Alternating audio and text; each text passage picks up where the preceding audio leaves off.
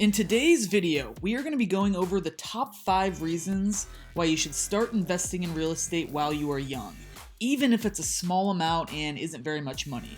Now, I want to preface this video by saying that I am not yet a property owner. I do currently work in real estate down in San Diego and I'm dealing with real estate clients on a daily basis, but I have yet to acquire a unit for myself. It's my goal to acquire my first property in the next 12 to 24 months, maybe a little bit sooner depending on how much I want to invest and if I decide to partner with somebody else, but I'm not a seasoned investor like you'll hear from on some of these other channels. But I think you'll find value in this video if you're young and thinking about investing in real estate. This may give you some pointers and perhaps the extra boost of confidence needed to pull the trigger on a deal.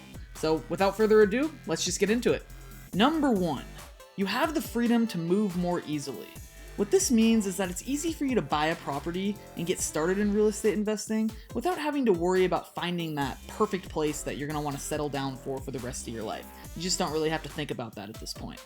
You also have the flexibility to move somewhere cheaper, perhaps with friends or back in with your family, in order to save money to put down towards real estate, and you have the flexibility to buy a place that you want to live in for a short period of time and then turn it into a rental property. It's a lot harder to play the game of real estate when you're a little older, have more expenses, and are a little bit more settled into life.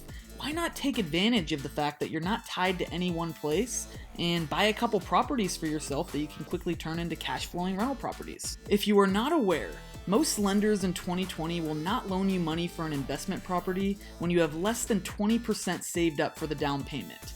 But they will allow for as low as a 5% or in some cases even a 3.5% down payment if you are buying a property for your personal residence. The reason for this is that investment properties are classified as riskier loans and lenders want you to have a little bit more skin in the game. However, for most loans where you're putting a very small percentage down as a down payment, the lender only requires you to live in that unit for 12 months, when you can then think about turning it into a rental property, which is really, really cool.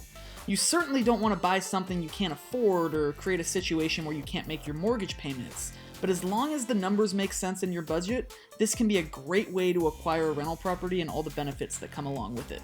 Think about it. If you used this method and moved each year for 5 years, say from 23 to 28, and bought a new place each year to live in, if you kept them all and turned them each into rental properties after moving out of them at the end of each year, you could have 5 rental properties by the end of your 20s. Then maybe after that, you can start thinking about settling down somewhere long term. Number 2, it's easier to house hack. So this is similar to number 1, and it's also a strategy that many real estate investors have used to get their start, which is house hacking. House hacking is the practice of purchasing a property like the one on the screen here, living in one bedroom, and renting out the rest of the rooms, in which the payments hopefully cover your mortgage so you can, in a sense, live for free. This is a great strategy that lots of real estate gurus talk about, including one of my favorite YouTubers, Graham Stephan, and if you can find a property where you can make the numbers work, I highly recommend looking into this. Obviously, this is tougher in some areas of the country where real estate prices are through the roof, but if you're at an age where it still makes sense to have roommates, and you're in a part of the country where single-family residences and duplexes are actually affordable for the average Joe, this will work well. I've heard countless stories of college students and other young people who use this strategy and end up launching very successful real estate investing careers because of it. Number 3, you have more free time to educate yourself and work extra. So when you're young, it's usually just you. Typically you don't have children or a family or any responsibilities along those lines. Usually this is your time to become independent and focus on building your future. When you're older and perhaps have a wife and children and other responsibilities, it's much harder to take time away from your family and those other responsibilities to learn how to properly invest in real estate. So it's a good idea to take advantage of your youth years and put that extra time in towards learning a skill set and a set of knowledge that is going to build your financial future. I mean, this should really be your mindset as a young person regardless. Whether you're trying to invest in real estate or chase some other kind of dream or goal, now is the time to do it. In addition to using your spare time to educate yourself, you can also take advantage of those extra hours by working more and earning extra that you can dump right back into your investing.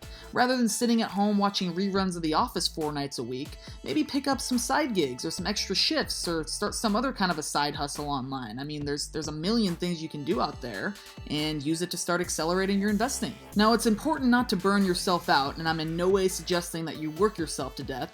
Believe me, I love my free time more than anything. But this is some food for thought on maybe how you can increase your income a little while using real estate investing as motivation to push a little bit harder. Number 4. The sooner you invest, the better that investment becomes over time.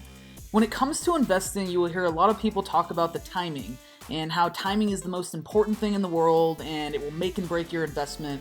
And while I do agree with that to a very strong extent when it comes to some investments, when we are looking at long-term investments, things that over the history of time have always gone up in value and is showing no signs of declining, you can assume that the best time to invest was yesterday and the second best time to invest was today.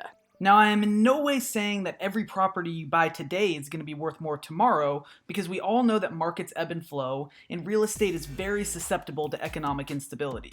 That is if you're trying to invest for short-term gains. If you're house flipping, wholesaling, or operating some other form of a business that is dependent on a growing real estate market for profits, then your model is very susceptible to market changes. However, if you are purchasing real estate with the plans to keep that real estate for the long haul, either as a personal residence or as a rental property, then the timing of when you buy does not matter as much. What matters is that the rents you bring in each month are more than the expenses, or if you're living in the property, that you can afford the payments with ease without stretching yourself. You can assume the market will take your home up in value over the long haul, but you may see some dips, and frankly, you have to be okay with that. You have to be okay with the fact that you may buy a property that at some point, for some reason out of your control, may lose some equity for a period of time. But the key thing to remember here is that what history tells us is that real estate markets may dip and even quite a bit, but they always come back around and eventually your property will always appreciate, giving you equity in your home. And I'm not saying this is going to happen. The market may continue to rise and you may never see any dip in your property value, but it's best to buy the place knowing that it could happen and being okay with it because you planned for it. And number 5, if you mess up, you still have time to recover. If you make a mistake with your first real estate investment, it's typically not the end of the world, and you will most likely still be plenty young and energetic enough to try again after your first experience, even if it's a bad one. But if you wait until your 40s or 50s to get started using the excuse that that's when you'll have the money, and you make a mistake, you may not come out of that experience having enough energy to push forward. When you're young, you really don't have that excuse. So obviously you want to do everything you can to make sure you make the right real estate investment from day one, and the primary goal of this channel is to help you do so. But this is just a reminder that, hey, you're still young, there's no reason to put too much pressure on yourself, just set a plan and start working towards these goals, and if you make some mistakes, you've still got time to clean things up and get the train back on track. So there you have it, guys. These are your 5 reasons why you should start investing in real estate while you are young. It's the reason I'm setting goals to start acquiring property as soon as possible, and it's why I chose to start working in real estate so that I could help you guys start your investing as well. If you enjoyed this video, I would love it if you could subscribe to the channel, go and hit that like button down below, and leave any comments if you got any questions. I'll see you next time.